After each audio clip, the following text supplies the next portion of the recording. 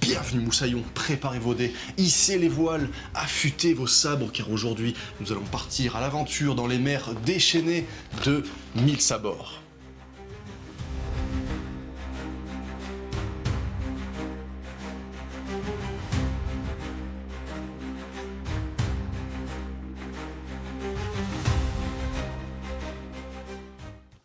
Les amis, c'est un plaisir de vous retrouver aujourd'hui pour une nouvelle vidéo sur la présentation de ce jeu Mille Sabords. Ça, c'est vraiment le jeu à avoir dans votre bibliothèque, dans votre ludothèque, pardon. Alors je le sais, je vous le dis souvent, je vais vous faire perdre beaucoup d'argent si vous commencez à acheter tous les jeux que je vous propose.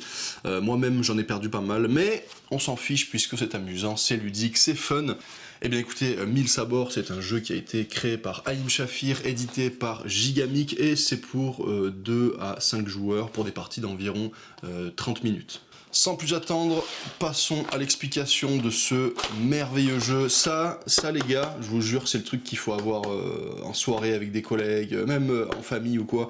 Il n'y a pas plus simple en termes de règles.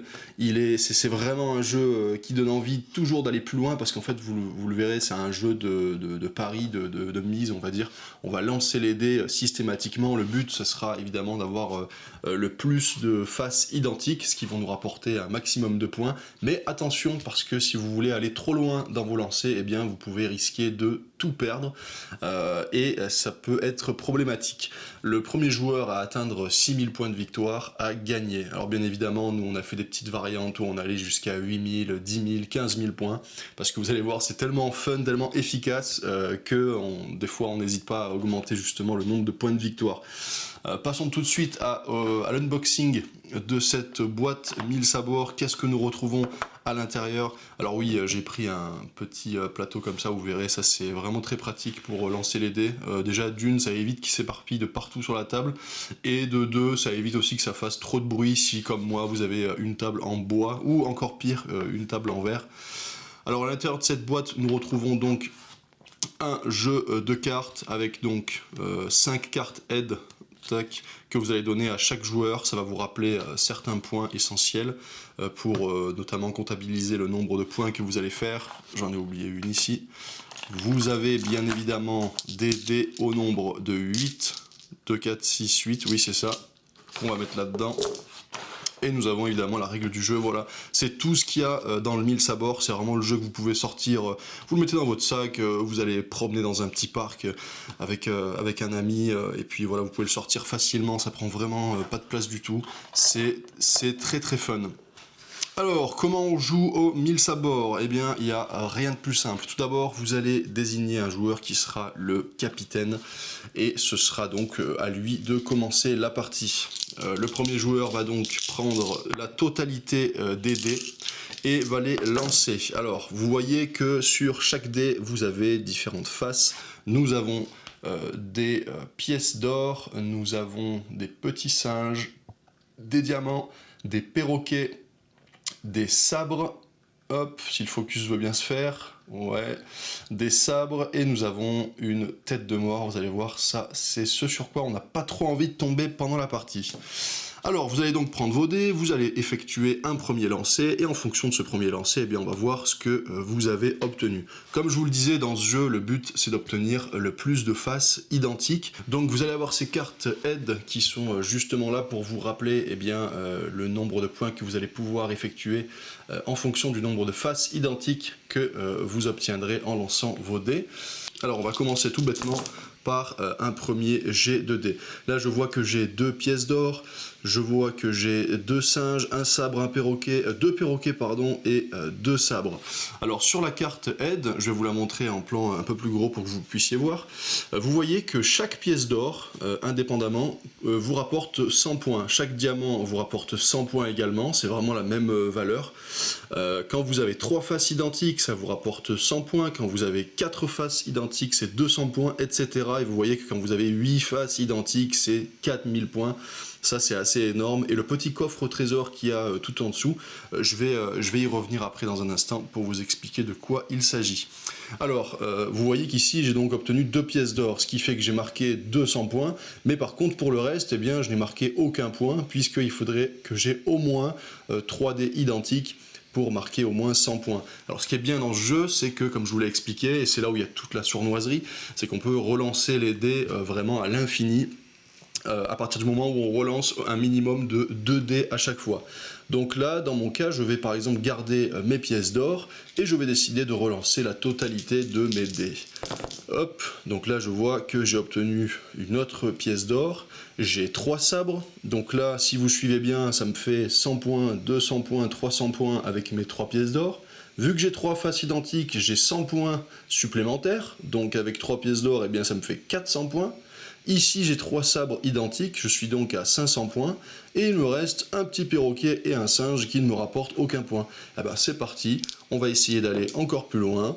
Et bien là je vois que j'ai obtenu un 4e sabre, ce qui fait que j'obtiens 200 points, puisque j'ai 4 faces identiques. 200 points plus 400 points, ça me fait donc 600 points. Je peux faire le choix de m'arrêter là, de ne pas prendre de risques, ou je peux continuer. Je pense que vous avez compris le principe.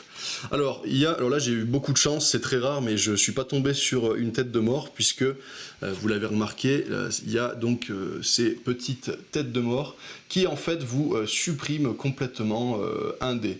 Si vous obtenez 3 têtes de mort, votre mise est annulée, vous avez perdu tous vos points, vous passez la main au joueur suivant. Donc là, dans l'exemple, si par exemple je décidais de garder vraiment que mes 3 pièces d'or et relancer tous mes dés, décidément je ne fais pas de tête de mort, mais admettons, voilà, là j'en ai fait par exemple une, je vais décider d'isoler ces pièces d'or, je vais garder, non, je vais décider de jouer vraiment que sur les pièces d'or et de relancer ces 3 dés là. Je relance à nouveau ces 3 dés là, admettons que sur l'un d'entre eux j'ai fait une tête de mort, et bien j'ai 2 dés désormais qui sont condamnés. Si je suis joueur, je peux essayer de relancer mes 2 petits perroquets pour aller plus loin, je peux m'arrêter ici, ou alors effectivement prendre le risque de tout perdre, puisque là je viens de faire 3 têtes de mort. Donc ça, c'est vraiment pour la phase, pour faire des points, on va dire. Vous aurez remarqué que au début, je vous ai montré qu'il y avait un jeu de cartes. En fait, c'est une pioche. Ces cartes vont nous apporter des bonus, des petits trucs en plus. Alors, ça peut être de temps en temps des malus, mais c'est très souvent des bonus pour nos G2D. Donc, cette pioche, on va la mélanger, la poser donc face cachée sur la table. On va mettre ça de côté. Hop. Et quand c'est le tour d'un joueur, eh bien, il va révéler la première carte de la pioche. Alors là, c'est très simple, ça veut dire que je commence tout simplement avec une pièce d'or. C'est comme si j'avais un 9e dé avec une pièce d'or. Donc dans l'exemple, si jamais je lance mes dés et que je fais 2 pièces d'or, ça voudra dire que grâce à cette carte, j'en ai déjà 3. Voilà, je pense que vous avez saisi l'idée. Ensuite, nous allons retrouver la sorcière qui nous permet de supprimer une tête de mort. Donc là, dans l'exemple, vous voyez, si j'avais fait ce lancer-là, on voit ici que j'ai fait une tête de mort. Eh bien, je pourrais prendre le choix de récupérer ce dé, il n'est pas perdu, et de refaire un lancer. Donc ce n'est valable qu'une seule fois, et ça peut vraiment être très pratique. Vous avez ensuite le pirate, qui je pense est une des cartes les plus puissantes. Quand vous tombez sur celui-ci lors de votre phase de jeu, eh bien il va multiplier tout simplement le total de vos points par 2. Donc ça c'est assez fort. Ensuite on va retrouver le coffre au trésor. Enfin le coffre, oui si, le coffre au trésor quoi. Celui-ci, en gros, il vous permet de sauvegarder les points que vous allez obtenir. Donc dans l'exemple, je lance mes dés, hop, comme ceci. Voilà, là j'ai fait 2 têtes de mort, mais j'ai réussi à avoir 2 pièces d'or. J'ai 2 sabres, un singe, un perroquet qui ne me rapportent aucun point. Allez, je suis joueur, je vais essayer d'aller un peu plus loin. Tiens, encore une pièce d'or, encore un diamant. Je vais relancer ces 2 dés là. Admettons, je fais une tête de mort. Là, malheureusement, je suis censé tout perdre. Sauf que grâce à cette carte, les points que j'avais fait juste avant sont sauvegardés et je vais pouvoir les récupérer. Alors, je vais oublier de vous préciser, hein, mais bien entendu, en début de partie, il va falloir vous saisir d'une petite feuille et d'un stylo pour pouvoir vous faire une grille et comptabiliser le nombre de points de chaque joueur, bien entendu. Ensuite, nous allons avoir cette carte qui est aussi très très forte avec un singe et un perroquet dessus.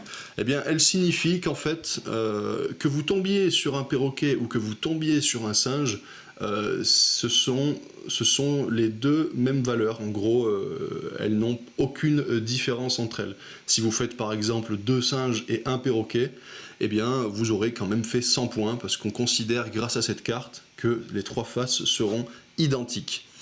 Ensuite, vous avez la terrible carte du bateau de pirate. Alors celle-ci, elle existe avec différents points. Vous allez la retrouver donc à 1000 points, 500 points, et je crois 200 ou 300 points, un truc comme ça. Alors là, vous voyez que sur cette carte, vous avez le symbole de 4 sabres. Ça veut dire que quand c'est votre tour de jeu, que vous allez lancer les dés, vous aurez l'obligation de faire 4 sabres au minimum pour pouvoir valider cette carte là et remporter 1000 points. Et là vous vous dites, bon bah c'est top, c'est plutôt cool comme carte, sauf que si jamais vous faites 3 têtes de mort et que vous n'êtes pas parvenu à obtenir ces 4 sabres là, et bien malheureusement vous allez perdre 1000 points. Donc ça, 1000 sabords, c'est très, comment on dit, c'est très punitif, puisque vous pouvez commencer votre partie à moins 1000 points, moins 2000 points, voilà, vous verrez qu'il y a vraiment des gros écarts des fois qui peuvent se creuser, mais on peut très vite aussi rattraper ses adversaires lorsque on est un petit peu en échec, quoi. Et notamment grâce à ces cartes là, si on arrive à obtenir les 4 sabres.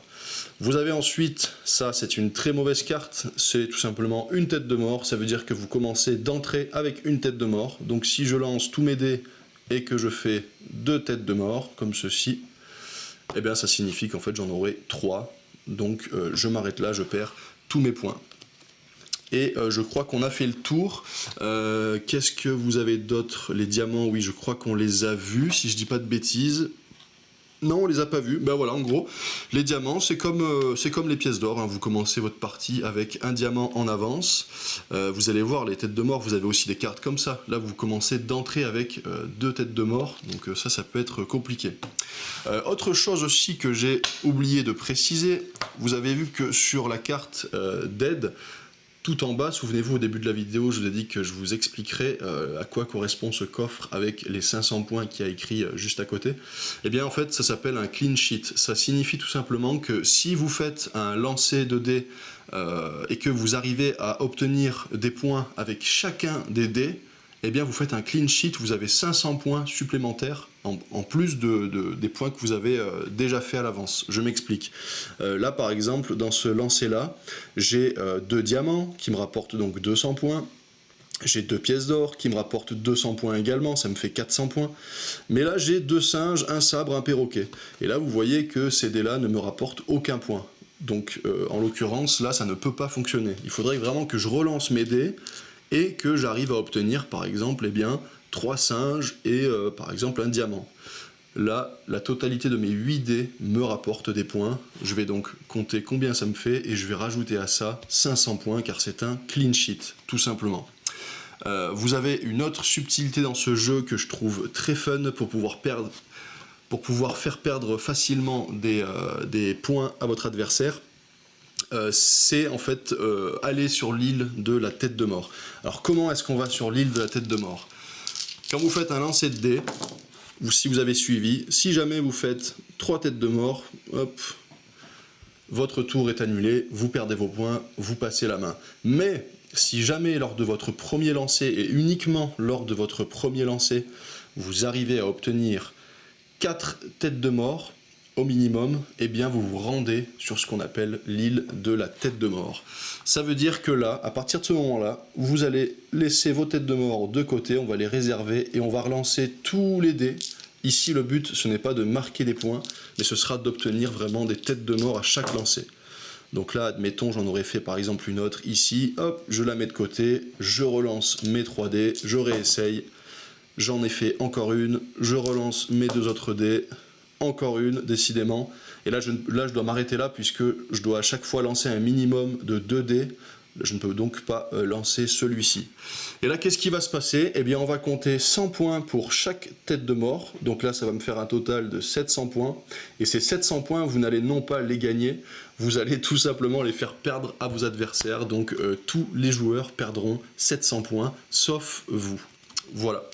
Et puis on va continuer, ainsi de suite, jusqu'à obtenir 6000 points. Et comme je vous le disais, c'est tellement fun comme jeu, ça se joue tellement facilement, et on a tellement envie à chaque fois de refaire, de réessayer pour aller toujours plus loin, pour vaincre nos adversaires, voilà, on peut aller jusqu'à 8000 points, 10 000 points, 15 000 points, il n'y a pas de limite. Enfin voilà. Voilà, c'était les explications de ce merveilleux jeu 1000 sabords. Je l'adore, comme je vous l'ai dit, il est vraiment fun. C'est un petit jeu, on peut y jouer de partout, en famille, avec des potes. Et vraiment, les règles sont pas du tout compliquées, c'est à la portée de tout le monde. Et là, ils disent 30 minutes, pour moi, ouais, c'est plus, allez, 15-20 minutes, quoi, ça dépend si vraiment vous prenez le temps de jouer, mais disons qu'allez, les premières parties dureront à peu près 30 minutes, effectivement, dans ces eaux-là. Écoutez, j'espère que cette vidéo vous aura plu, je vous souhaite un très bon dimanche à toutes et tous, et puis je vous dis à la prochaine, au week-end prochain en fait, tout simplement, pour cette fois-ci essayer de vous présenter un jeu un peu plus conséquent, un peu plus gros, parce que là c'est vrai que je vous fais que des présentations de petits jeux, et parce qu'en fait, ce week-end à la base, je devais vous présenter un gros jeu, mais je n'ai pas pu avoir le temps de préparer ça, parce que voilà, c'est pas la même préparation, vous l'aurez bien compris, il y a beaucoup plus de mise en place, il y a beaucoup plus de plans à faire, même au niveau de l'explication des règles du jeu, il faut un peu mieux structurer le truc, quoi. Donc voilà, j'ai manqué de temps, j'ai pu vous présenter que celui-ci, mais je vous promets qu'il y aura voilà, d'autres vidéos à venir sur des jeux qui seront un peu plus complexes, un peu plus experts. Voilà, d'ici là, écoutez, je vous dis portez-vous bien, à la prochaine, et ciao tout le monde.